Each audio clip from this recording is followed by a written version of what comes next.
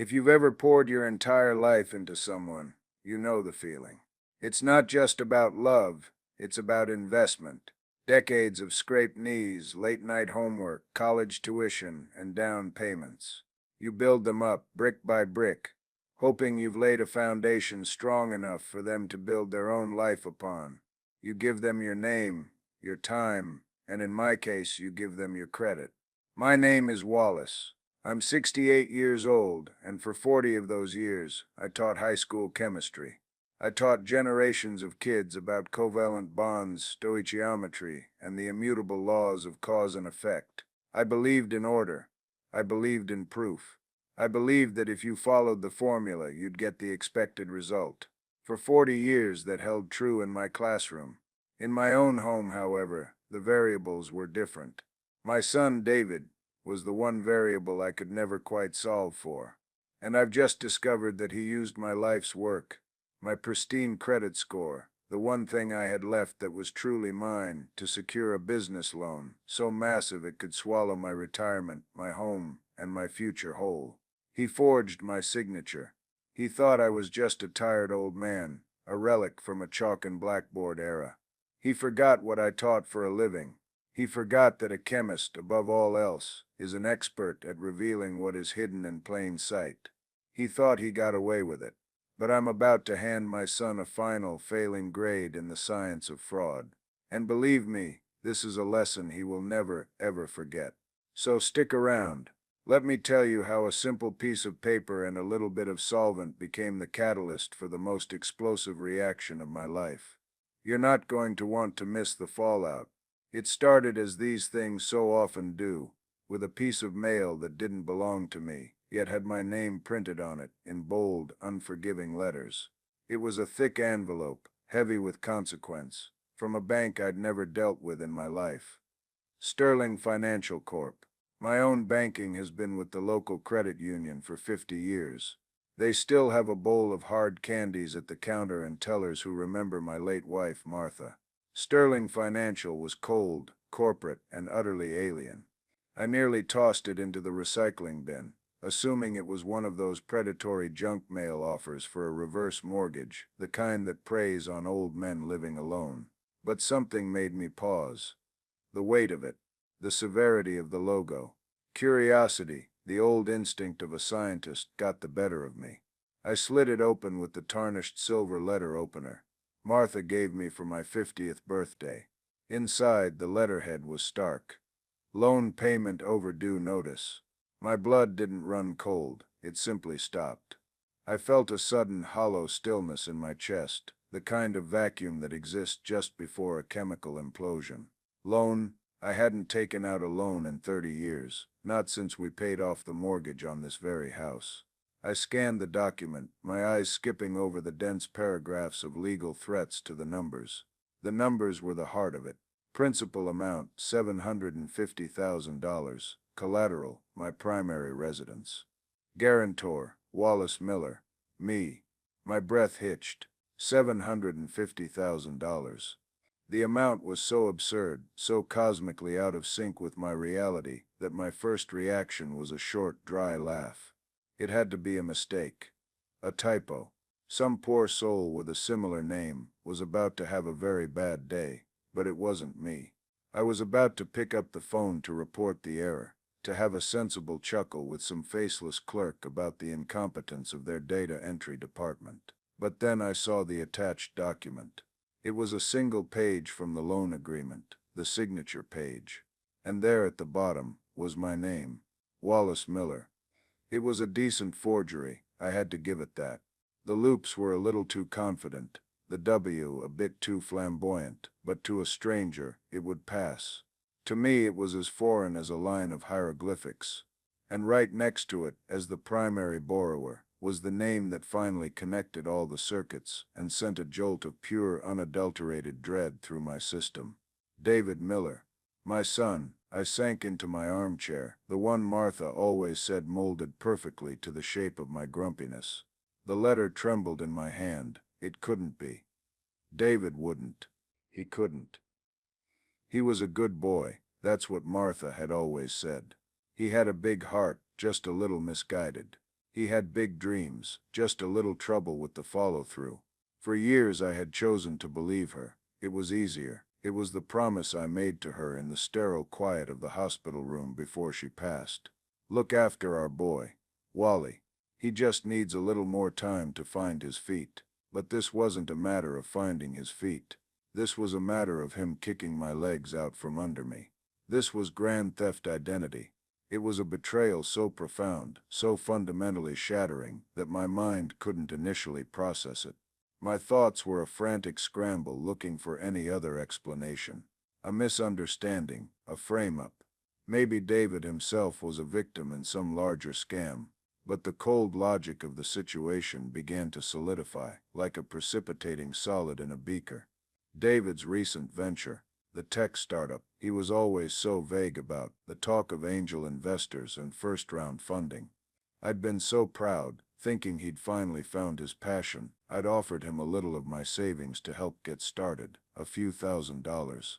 He had politely declined, smiling. He'd said, "Don't worry, Dad, I've got it all handled. The money is secured." I remember feeling a swell of pride. My son, the self-made man. It turned out he was a self-made man. All right. He had made himself a millionaire, using my good name as his raw material.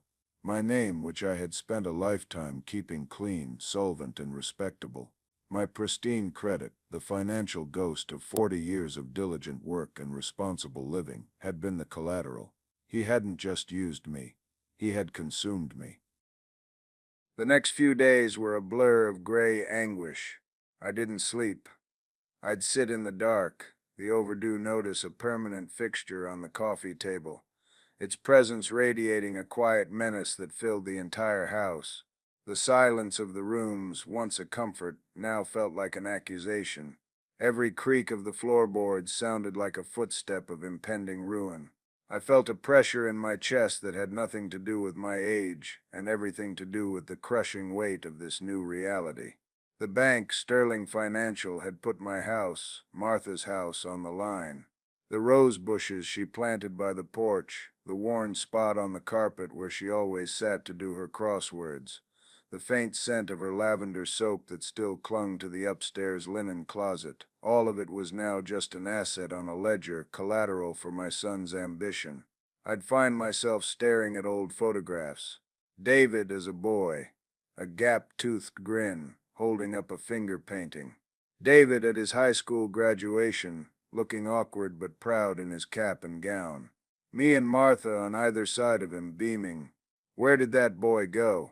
When did the lines of right and wrong become so blurry for him?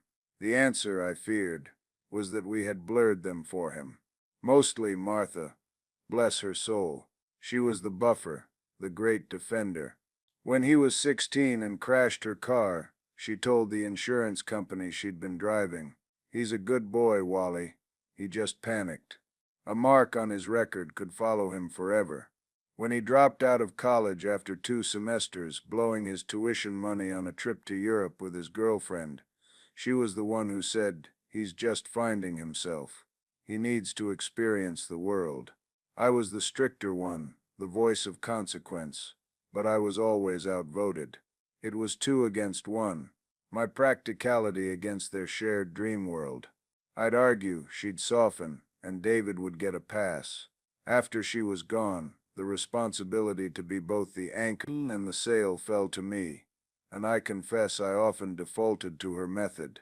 It was easier than fighting. It felt like keeping her memory alive, honoring her unwavering belief in him. That promise I made her became a cage. Look after our boy. It echoed in my head, a mantra of my own undoing. I had looked after him. All right. I'd looked after him so well that he now saw me as nothing more than a resource to be tapped, a line of credit to be exploited. I tried calling him. The first time it went straight to voicemail.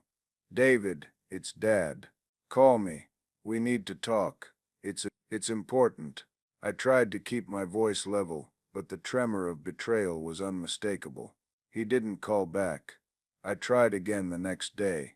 Voicemail. The third day, he sent a text. "Hey Dad, super swamped with the launch. Can we connect next week?" Next week, as if the ground wasn't actively crumbling beneath my feet, as if a $750,000 wrecking ball wasn't swinging towards my front door. The casualness of it was a slap in the face. It was in that moment, reading that breezy, dismissive text, that the grief began to curdle into something else. It was the same casual disregard he'd shown his whole life, but this time, the stakes were different. This wasn't a broken curfew or a fender bender. This was my life. The full weight of my predicament crashed down on me. I was 68 years old. My pension was comfortable, but modest. My savings were meant to last me the rest of my life, to cover potential medical bills, to maybe finally take that trip to see the fjords in Norway that Martha and I always dreamed of. Now a single forged signature threatened to wipe all of that out. I felt a surge of pure, unadulterated panic. I called the bank, Sterling Financial. I got a bored-sounding woman in the fraud department, named Miss Albright. I explained the situation, my voice cracking with a mixture of rage and fear. My name is Wallace Miller. I've received a notice about a loan I did not co-sign for. My signature was forged. Her response was chillingly indifferent. Mr. Miller, our records indicate the signature was verified at the time of the signing. Eh? Do you have proof of this forgery? Proof? What proof could I have? It was my word against a piece of paper in their file. It's my signature. I know what it looks like, and that is not it. Sir, a lot of people try to get out of their financial obligations by claiming forgery after the fact. The borrower is your son, is that correct? Her tone was accusatory, as if I were part of the scam. Yes, but, so it's a family matter, she said, cutting me off. The finality in her voice was like a door slamming shut. Unless you are willing to file a formal police report against your son, Mr. Miller, the bank's position is that the loan is valid. The next payment is due in 14 days, or we will begin proceedings against the collateral. A police report against David. My son. The words hung in the air between us. She knew. With a predator's certainty that this was the one thing I couldn't do. It was the emotional checkmate. Sending my own son to jail. The son Martha had begged me to protect. The shame, the public spectacle, the final, irreparable severing of our family. I couldn't. And David, damn him, he must have known that too. He had built his crime on the foundation of my love for him. He had weaponized my paternal instinct. I hung up the phone, my hand shaking so violently, I could barely place the receiver back in its cradle. I was trapped. The bank didn't believe me. My son was ignoring me. And my promise to my dying wife was a ghost haunting my conscience. I stumbled into the kitchen and poured a glass of water, my reflection in the window, a pale, defeated old man. For a moment, I felt utter despair. This was it. This was how it ended. Not with a bang, but with a foreclosure notice. All those years of teaching, of saving, of being responsible, wiped out by a flourish of a pen. I sat there for what felt like hours, just staring at the whorls in the oak of the kitchen table. And then something shifted. It was a slow, quiet turn, like a key in a rusty lock. The despair didn't vanish, but it began to recede, and in its place a different feeling began to crystallize. It was cold, it was hard, and it was sharp. It was resolve. The scientist in me began to stir from his grief-induced slumber. Miss Albright had asked for proof. She had framed it as a legal problem, a matter for the police. But I wasn't a lawyer. I was a chemist. And a chemist's world is a world of evidence. A world where you don't argue, you demonstrate. You don't persuade, you prove. A thought, faint at first, then brighter, sparked in my mind. The signature. The document itself. David had forged my name, but what had he used to do it? He would have brought the loan documents, already filled out, to my house for me to sign. Or more likely, he signed them himself at his office or at the bank. He's not a meticulous planner. He's an opportunist. He would have used whatever pen was at hand. The rest of the document, The typed parts, the lines for dates and names, would have been filled out by the loan officer at the bank. Two different people, in two different places, at two different times. It was a hypothesis. A beautiful, simple hypothesis. And I knew exactly how to test it. A new energy surged through me. It wasn't about revenge, not yet. It was about the truth. It was about finding a single irrefutable fact in a world that had suddenly become a swamp of lies and emotion. The bank wanted proof. I would give them proof so elegant, so fundamental, that they would have no choice but to accept it. My mind raced back to my old classroom, room 21B at Northwood High. The smell of ozone from the Bunsen burners, the periodic table hanging on the wall like a sacred text. And in the back supply closet, tucked away behind the beakers and the flasks, were the simple tools of my trade. I remembered a lab we used to do every year with the ninth graders. A simple, beautiful experiment to show them that even things that look the same can be different. Paper chromatography. The art of separating mixtures. The art of revealing the truth, hidden within a single drop of ink. David had made a critical error. He had underestimated his father. He saw a retired old man. He didn't see a chemist with 40 years of experience, and more importantly, a key to his old lab. I stood up from the table, the defeated slump gone from my shoulders. I looked at the overdue notice, not with fear anymore, but with a cold, analytical curiosity. It was no longer a threat. It was an experimental sample. My promise to Martha echoed one last time, but its meaning had changed. Look after our boy. Maybe looking after him didn't mean enabling him. Maybe it meant teaching him the one lesson he had so clearly failed to learn his entire life, the lesson of consequence. The bell was about to ring. Class was back in session. My first call wasn't to a lawyer. It was to Frank Donatelli. Frank taught biology in room 21C, right next to my chemistry lab, for 35 years. We were the old guard, the last of the lifers who saw teaching not as a job but as a calling. Frank was a gruff, stocky man, with a booming laugh and a deeply cynical view of the world that somehow made him the most optimistic person I knew. He'd retired 2 years before I did, and we still met for breakfast every Thursday at a greasy spoon diner downtown. I knew he'd be there, hunched over the crossword puzzle, nursing a black coffee. When I walked in, he looked up over his bifocals. "Wally, you look like hell. What's wrong? The kids from the high school toilet paper your house again?" I slid into the booth opposite him. I didn't waste time. I laid the sterling financial letter on the table between the salt shaker and the little tub of grape jelly. "Worse, Frank. Much worse." He read it, his bushy eyebrows climbing up his forehead. He read it again, then looked at me. His usual jocularity gone, replaced by a grim 750 grand. "Wally, what is this?" "It's David," I said, the name leaving a bitter taste in my mouth. "His big startup. Turns out I'm the primary investor." I explained the whole sordid story, the forgery, the cold shoulder from the bank, the text message. Frank listened patiently, his hands wrapped around his coffee mug, his gaze never leaving my face. When I finished, he was quiet, for a long moment. He shook his head slowly. "That kid," he said, his voice a low rumble. "I remember him from my 9th grade bio class, always looking for the shortcut, the easy answer. Never wanted to do the dissection, just wanted to copy the diagram from the textbook."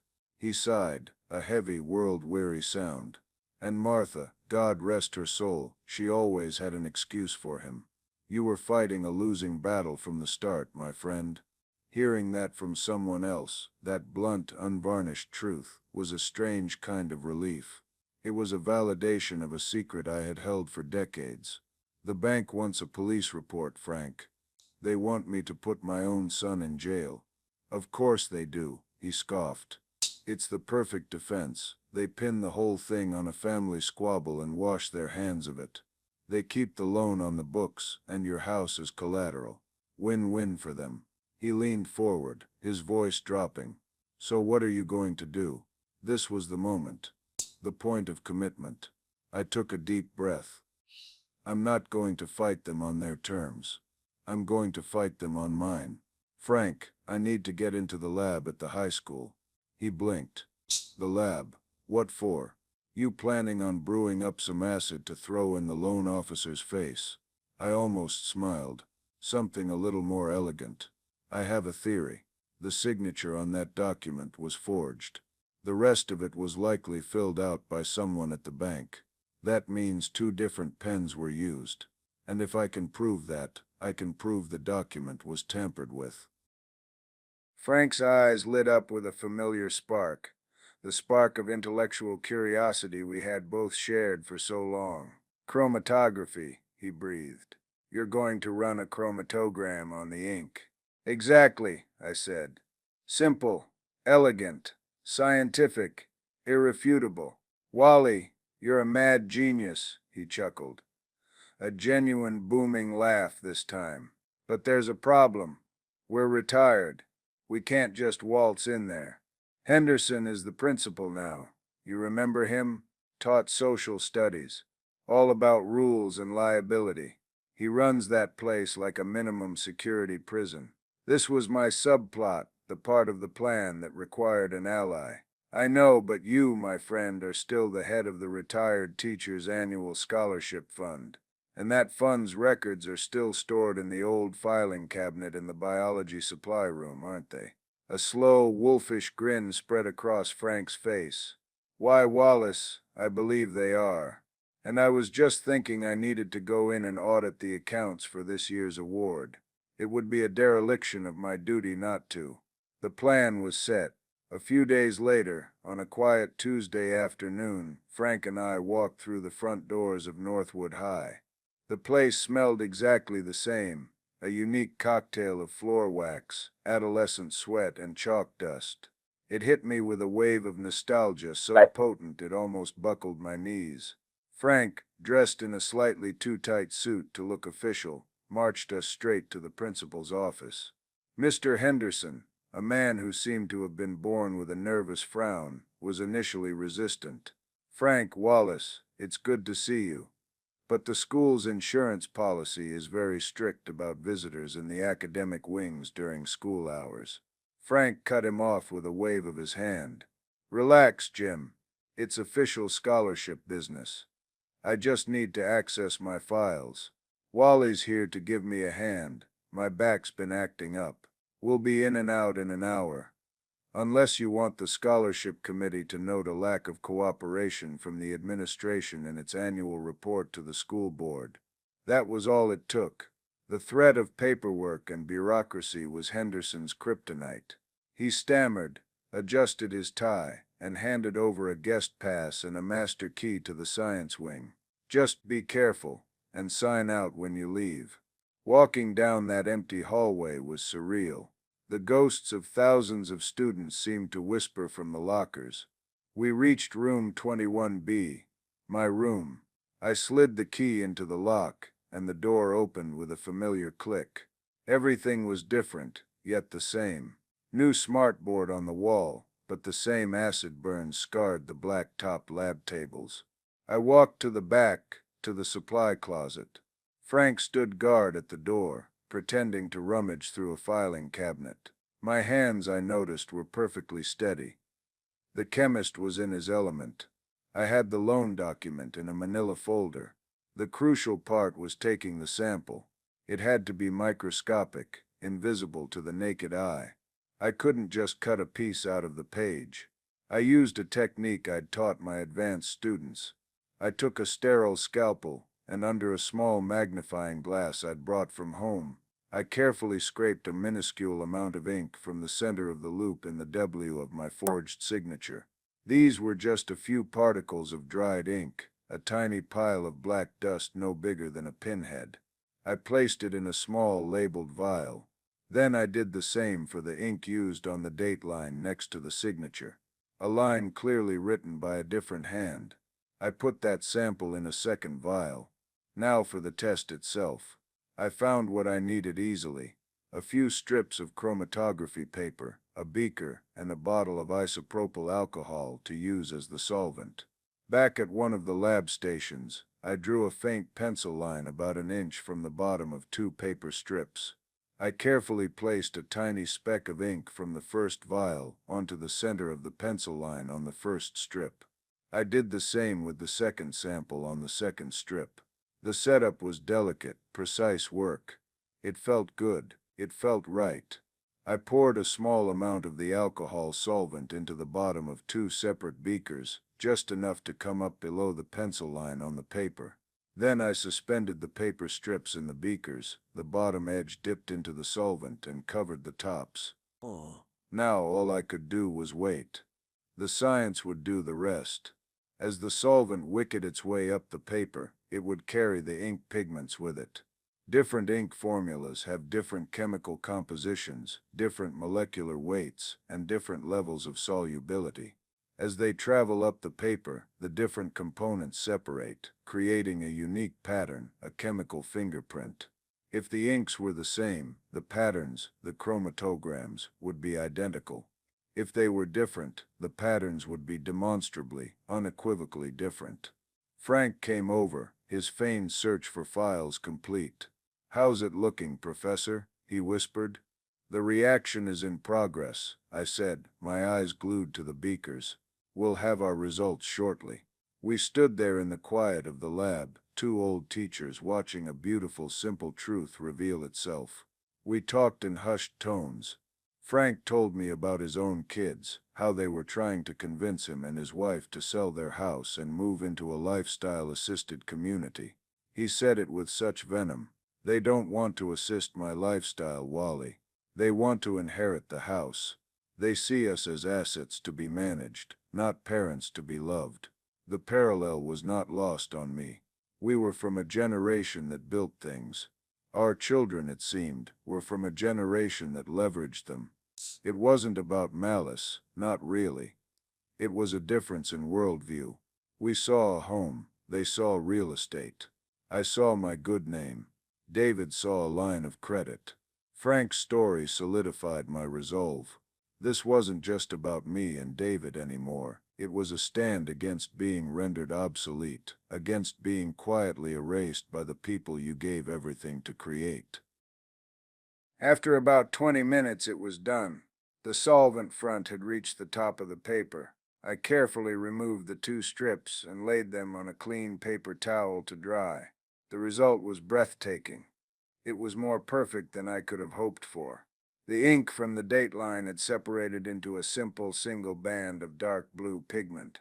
A standard, cheap, office-grade ballpoint pen. But the ink from my signature from David's pen was a completely different story. It had separated into three distinct bands of color. A faint streak of turquoise at the bottom, a dominant band of royal blue in the middle, and a surprising faint wisp of purple at the very top. It was a higher quality, more complex ink formula, a gel pen perhaps, the kind a flashy startup founder might use. They were as different as night and day. It wasn't an opinion. It wasn't an accusation. It was data. It was beautiful, scientific, and irrefutable proof. I took out my phone and snapped a high-resolution photograph of the two chromatograms side by side. Frank peered over my shoulder. "Well, I'll be damned," he breathed.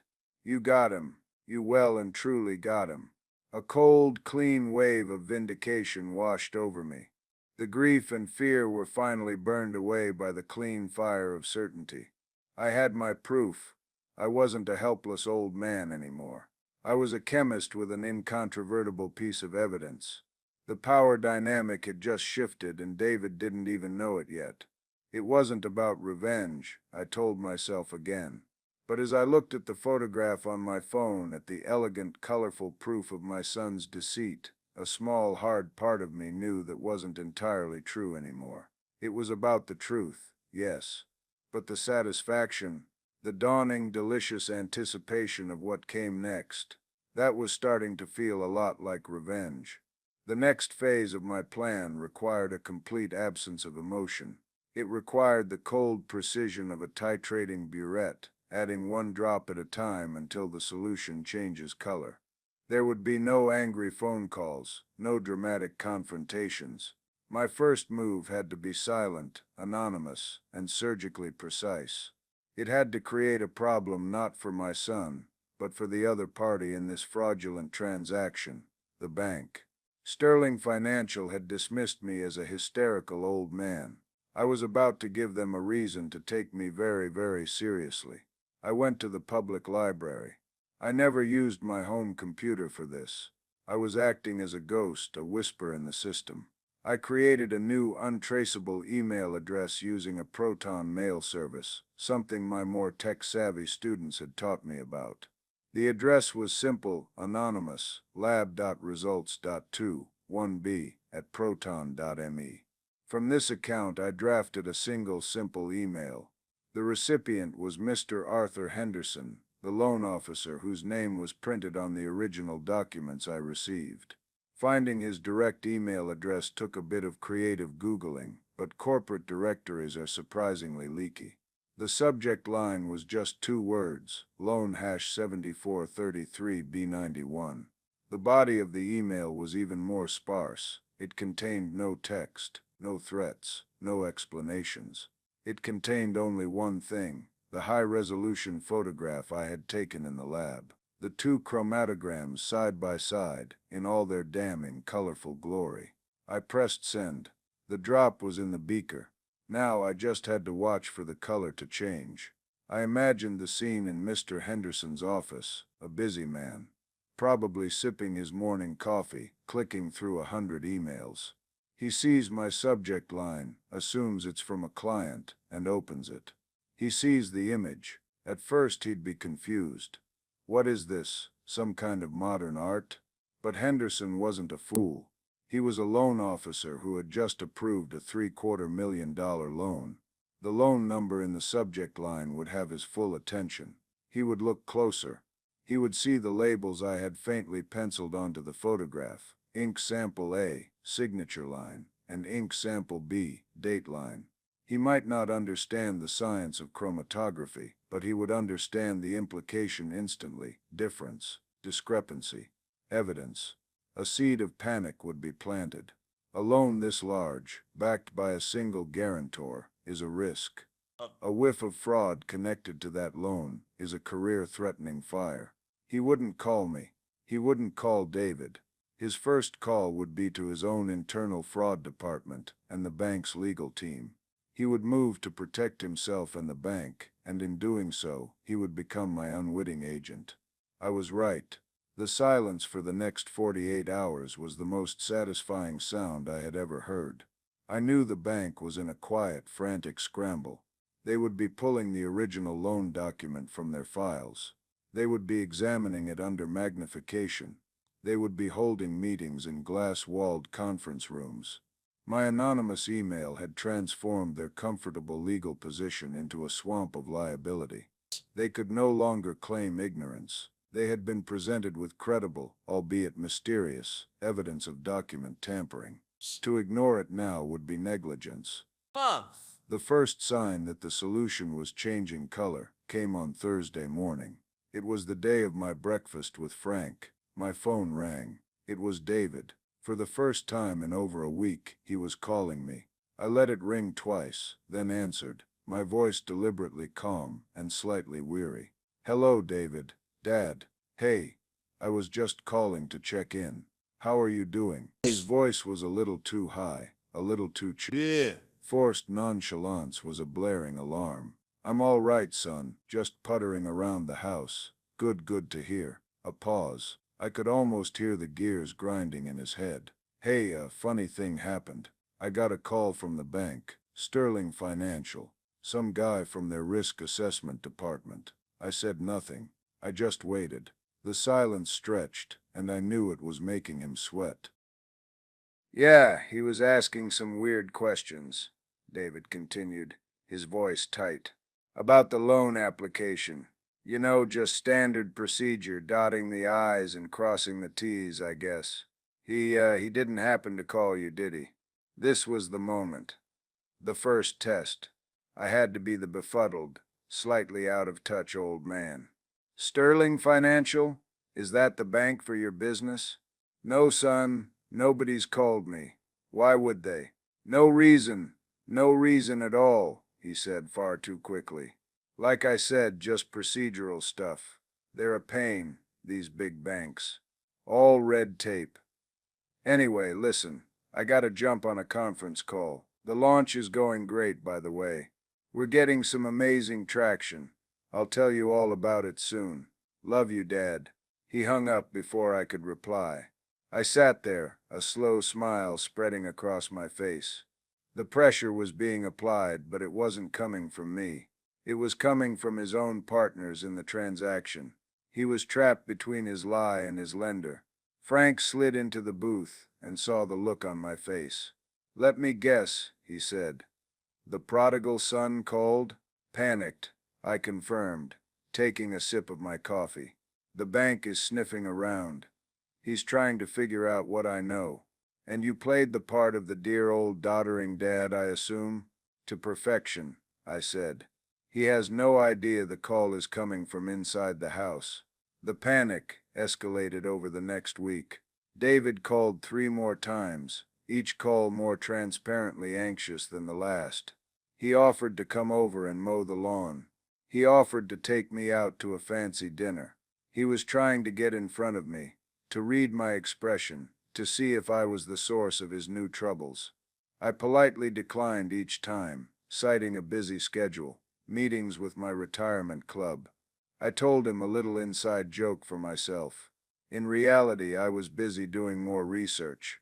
I was learning about the legal definitions of fraud, about the responsibilities of banks under the Know Your Customer regulations. I was preparing for the next phase. The real masterpiece, though, was the effect on the bank. They couldn't prove where the anonymous email came from. For all they knew, it was a disgruntled former employee or even a rival of David's. But they couldn't ignore it. They were in a bind. If they accused David of fraud, he could turn around and sue them for defamation if they couldn't prove it. If they did nothing and the loan defaulted, and it was later proven that the guarantor's signature was forged, their shareholders would have their hides. They were stuck. My silent single move had created a beautiful state of unstable equilibrium. Both David and the bank were now walking on eggshells, each suspecting the other, each terrified of making a wrong move. I had taken control of the narrative, without saying a single word to either of them. I was no longer the victim pleading my case. I was the anonymous, all-seeing scientist, watching the experiment unfold from behind the safety of the blast shield. And the most beautifully ironic part of it all, the panic that was consuming my son was not because of what I had done, but because of what he imagined I might do. He was being haunted by his own guilty conscience, and I was simply providing the ghost.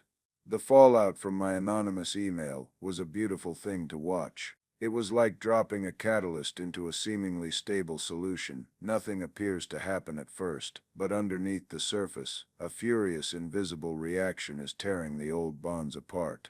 David's world, built on a foundation of my credit and his own charisma, was beginning to dissolve. His panic, once a low thrum of anxiety in his phone calls, ramped up into a full-blown crisis. He started making mistakes. The first major one was leaning on family for support. David had always been the golden boy, the one my sister Carol and my cousins always gushed about at Thanksgiving. "Oh, that David," they'd say. "He's going to be a millionaire one day." He went to them now, not for money, but for moral, and eventually, legal support. He was trying to build a wall of character witnesses around himself. My sister Carol called me one evening, her voice laced with a rehearsed casual concern. Hey. "Wally, I was just talking to David. He seems awfully stressed. He mentioned some kind of mix-up at his bank. Is everything all right?" This was my chance to control the narrative beyond David and the bank. I chose my words with the care of a chemist measuring a volatile reagent. I didn't accuse, I didn't rage. I projected calm, sad, confusion. "Oh, Carol, it's all so strange," I sighed, letting a touch of elderly befuddlement creep into my tone. "I got a letter about a very large loan, and now I hear the bank is investigating some problem with the paperwork. I'm not sure what to make of it all. I'm just an old chemistry teacher, you know. All these financial complexities are beyond me. I let a beat of silence hang in the air before delivering the critical line. I did send them a little something that might help clear things up, though. Some analysis I did on the ink. I hope it helps them sort it all out. Ink? Analysis. The terms were just specific enough to sound authoritative, but just vague enough to be terrifying. I could hear Carol processing this on the other end of the line. I wasn't the angry, betrayed father she was expecting. I was a reasonable, concerned man who was participating in an official investigation. It completely reframed the situation. This wasn't a messy family drama anymore. It was a formal inquiry, and I was a cooperating witness. Analysis, she repeated, confused. What do you mean? No. Oh, you know, I said airily, just a little something from my old bag of tricks. It's probably nothing. Anyway, I have to run. My bridge club is meeting. You take care now. I hung up. The seeds of doubt were sown. Carol would report back to the rest of the family, not with a story of David being victimized by his senile father, but with a confusing tale of a bank investigation and some kind of mysterious ink analysis. The family's support for David began to fray. They were happy to cheer for the millionaire, but they wanted nothing to do with a federal fraud investigation. Their calls to him slowed. Their invitations to dinner dried up. The family, his primary shield, was quietly taking a step back. The exodus had begun. David's desperation led to his second, more catastrophic mistake. He tried to have me declared mentally incompetent. It was a desperate Hail Mary pass, and it was the move that would ultimately seal his fate. He must have consulted with some bottom-feeder lawyer who told him it was his only way out. If he could prove I was senile, he could argue that I had signed the documents in a state of confusion and forgotten, or that he had power of attorney and was acting in my best interest. It began with a call from a social worker, a nice young woman named Sarah, who said she was doing a wellness check requested by a concerned family member. I knew immediately who it was. I welcomed her in, offered her a cup of tea, and we sat in the living room. I was the model of a lucid, charming old man. We talked about my career, my late wife, my hobbies. When she finally delicately brought up the subject of my finances and whether I felt capable of managing them, I just smiled. It's funny you should ask, I said. My son David has been so worried about me. He seems to think I'm losing my marbles. But you know the mind is a funny thing. It's like a muscle. You have to keep it active. I then pointed to the mantelpiece. Take that, for instance. On the mantelpiece I had placed a new, beautifully framed piece of art. It was a large, high-quality print of the two chromatograms. Sarah looked at it, intrigued. That's very striking. What is it? And so I gave her the lecture. I explained paper chromatography in the simplest, most elegant terms. I described the solvent, the stationary phase, the mobile phase. I pointed out the different RF values of the separated pigments. I talked about the chemical composition of modern inks. I delivered a 10-minute university-level primer on analytical chemistry with the passion and claim of man who had done it 10,000 times before. I was in my element. I was alive. She sat there, mesmerized. When I finished, she just shook her head. Mr. Miller, my son is taking ninth grade science. I think you just explained his entire curriculum for the year. There is absolutely nothing wrong with your mind. But David didn't stop there. He formally petitioned the court for a competency hearing. That was when I called in my own character witnesses. I didn't call family. I called the old guard. I called Frank Donatelli. I called Mrs. Gable, the English teacher who could still recite Chaucer from memory. I called Mr. Singh, the physics teacher who still published papers in amateur astronomy journals. We rolled into that sterile county courtroom like the retired teacher's Avenger squad. David sat there with his slick, nervous lawyer. He looked pale and drawn. He watched as, one by one, my old colleagues, took the stand and testified not just to my lucidity, but to my brilliance. Frank was the star witness. He told the judge about our Thursday morning crossword puzzles, which I usually finished before he did. He told the judge about my plan to analyze the ink. David's lawyer tried to cross-examine him. "So you're saying Mr. Miller broke into his old school lab?" Frank just laughed, his big booming laugh filling the courtroom. "Broke in? Heavens no. He was an honored guest, assisting me with official business for the scholarship fund. The man is a pillar of the educational community. The idea that he's incompetent is the most ridiculous thing I've heard since a student tried to tell me that mitochondria are the powerhouse of the... Well, you get the idea." The judge, a stern-looking woman in her 50s, was not amused by David's petition. She looked at me, then at David. The power in the room had shifted entirely. I was no longer the potential victim of elder abuse. I was the sharp, respected elder who was being harassed by his greedy son. The judge dismissed the petition with prejudice, meaning he could not file it again, and gave David a blistering lecture on respecting his elders and the misuse of court resources. I watched David's face as the judge spoke. The confident, charismatic charm was gone. In its place was the hollow-eyed look of utter defeat. He had played his last card, and it had been a losing one. He had tried to declare me incompetent, and in the process had only managed to prove to a court of law just how sharp I truly was. He had lost his financing, he had lost his family's support, and now he had lost any shred of legal or moral high ground. The silent takeover was complete. The board was set for the final confrontation. The final confrontation wasn't my idea. It was David's. After the humiliation in court, he must have realized that his strategy of quiet manipulation had failed. He fell back on the one tool he had left, emotional blackmail.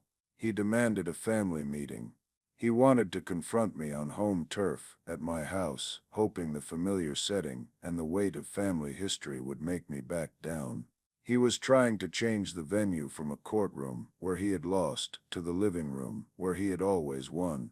It was a fatal miscalculation. He didn't realize that the living room was no longer his territory. It was my laboratory. He arrived on a Sunday evening, just as the sun was setting. He didn't come alone.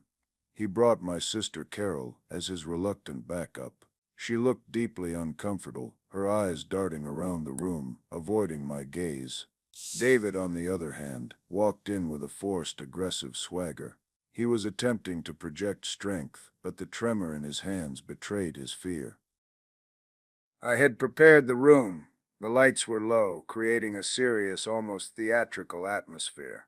On the coffee table, next to the ever-present stack of National Geographics, I had placed three things: the original overdue notice from Sterling Financial, a copy of the court's dismissal of his competency petition, and a single fresh cup of black coffee.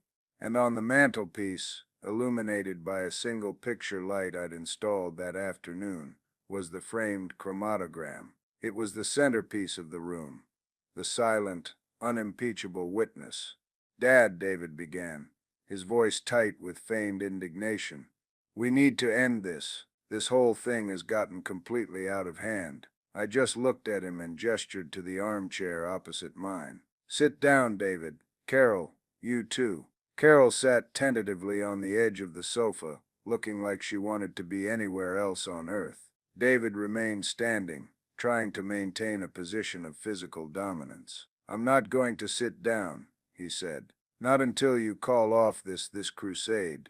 You're ruining my life over a simple misunderstanding." "A misunderstanding?" I asked, my voice dangerously quiet. $750,000 is a rather large misunderstanding. "Tell me, David, where did I misunderstand?" "You're confused, Dad," he insisted, his voice rising. "We talked about the loan. You were all for it. You said you wanted to help. You signed the paper right here, at this very table." He was a bad actor in a poorly written play. I didn't respond to the lie. Instead, I picked up my phone from the end table. "Before we continue this conversation, There's someone else who wanted to be a part of it. I tapped the screen, and a voice, clear and professional, filled the room from the speakerphone. Mr. Miller, this is John Riley, from the Sterling Financial Corporate Fraud Investigation Unit. Am I on with Wallace and David Miller? David's face went white. He looked at the phone in my hand, as if it were a venomous snake. What is this? Dad, what have you done? I've simply invited all the relevant parties to the discussion, David, I said calmly.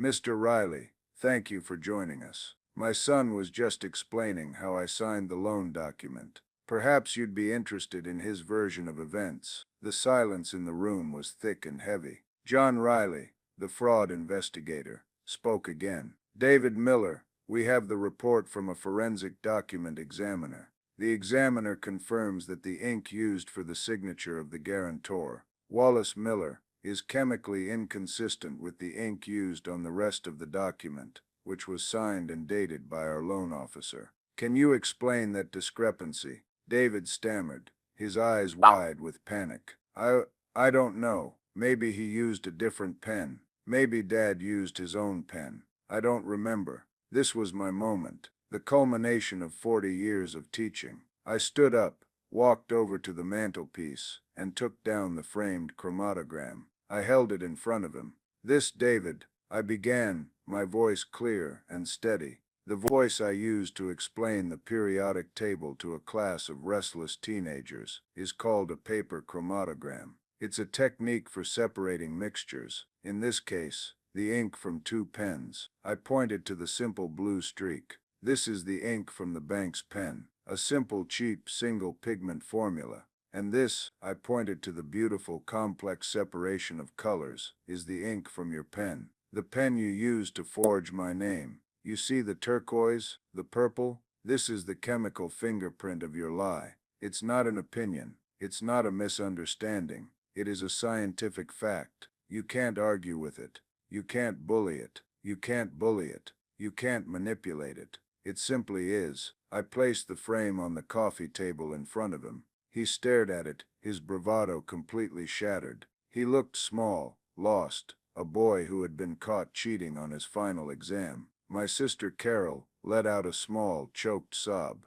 Oh, David, how could you? The voice on the phone spoke again, cold and final. David Miller, as a result of our investigation, Sterling Financial is declaring the loan null and void due to fraudulent inducement. We are formally recalling the entire principal, effective immediately. Furthermore, we will be turning over our findings to the district attorney's office for potential criminal prosecution. David sank into the armchair, his legs finally giving out. He put his head in his hands. It was over. The charade, the lies, the entire house of cards he had built on my name had collapsed. I looked at him, not with rage, not anymore, not even with pity. I just felt a profound, aching sadness, the sadness of a failed experiment. I had poured everything I had into him, and the result was this: a man who, when faced with a choice, chose the shortcut, the lie. You know, David, I said softly, the lecture finally over. All you ever had to do was ask. If you had come to me, truly come to me, and shown me a real business plan, I would have helped you. I would have given you what I could. I would have been your biggest supporter. But you didn't want a partner. You wanted a mark. You didn't see a father. You saw collateral. I looked at Carol, whose face was streaked with tears. I looked at the broken man, who was my son, and I looked at the beautiful, colorful proof on the table. It wasn't about the money. It was about this moment of truth, this final, painful, necessary balancing of the equation. The new reality had set in. My name was mine again. My house was mine again. My life was mine again. The vindication was quiet, but it was absolute. In the weeks that followed, the fallout settled like fine ash after a volcanic eruption. Sterling Financial, in a desperate attempt to avoid a lawsuit and regulatory scrutiny for their own lax verification process, moved swiftly. They voided the loan agreement, wiping the slate clean as if it never existed. My credit report was restored to its former pristine state. My house was safe. They turned their full legal might on David. They didn't need me to press charges. Their own case was ironclad. They were a wounded corporation, and they were intent on making an example of the man who had wounded them. David's tech startup, built on a foundation of non-existent capital, imploded overnight. His partners, once they learned the funding was fraudulent, abandoned him. The lawsuits from them, from vendors, from the landlord of his fancy office space, began to pile up. He had to declare bankruptcy. He lost everything. He called me once, a few weeks after the confrontation. His voice was hollow, a ghost of its former self. He tried to apologize, but the words were clumsy, full of self-pity. He still didn't truly understand what he had done. He was sorry he got caught, not sorry for the crime itself. I told him I hoped he would one day understand the difference. I told him I wished him well. And then I said goodbye. It was the hardest, most necessary thing I have ever done. Blood may be thicker than water, but as I'd proven, ink is permanent. I didn't rejoice in his downfall.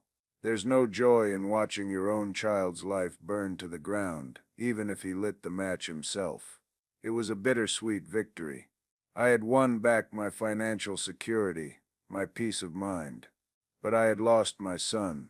Or perhaps I had simply lost the illusion of the son I thought I had, or wished I had. Maybe the real David had been there all along, and I, blinded by my love for Martha and my promise to her, had simply refused to see him. My life is quiet now, quieter than before. The house doesn't feel haunted by menace anymore, but there is a new kind of emptiness in it. Frank helps. Our Thursday breakfasts are a fixture. We talk about our kids, about the changing world, about the strange new chapter of our lives. He successfully fought off his own kids' attempt to move him into the lifestyle community. He showed them a detailed budget of what it would cost to maintain their own lifestyles without the safety net of his future inheritance, and they suddenly decided he was perfectly fine living at home. It seems direct. Factual evidence is a powerful tool in more ways than one. We've jokingly started calling ourselves the Retired Teachers Justice League. We're two old men who discovered that our greatest strengths weren't in our savings accounts, but in the lessons we'd taught for a lifetime. So why am I telling you all this? Because I know there's someone out there, like me, who feels unseen. Someone who has given everything to their family, to their job, to their children, only to be treated like a piece of old furniture. Someone who is being told they are confused, or old, or out of touch, when in reality they are the only ones seeing the truth. Don't let them dismiss you. Your wisdom is a weapon. Your experience is your strength. You might not have a chemistry lab in your back pocket, but you have something. A skill you honed, a piece of knowledge they've forgotten you possess, a quiet resolve they have mistaken for weakness. Sometimes the most powerful reaction comes from the most silent catalyst. It wasn't about the money for me, not really. It was about proving that I still existed, that my name, my work, my life still had value. He gave me a failing grade in fatherhood, in his eyes, but I gave him a master class in chemistry. And it's a lesson I think he'll be studying for the rest of his life. Thank you for listening to my story. It helps just to say it out loud. If you've ever felt this way, or know someone who has, please share this story with them. It might just be the catalyst they need. And don't forget to subscribe to the channel for more stories of people taking back their power. You are not alone, and your final chapter has yet to be written.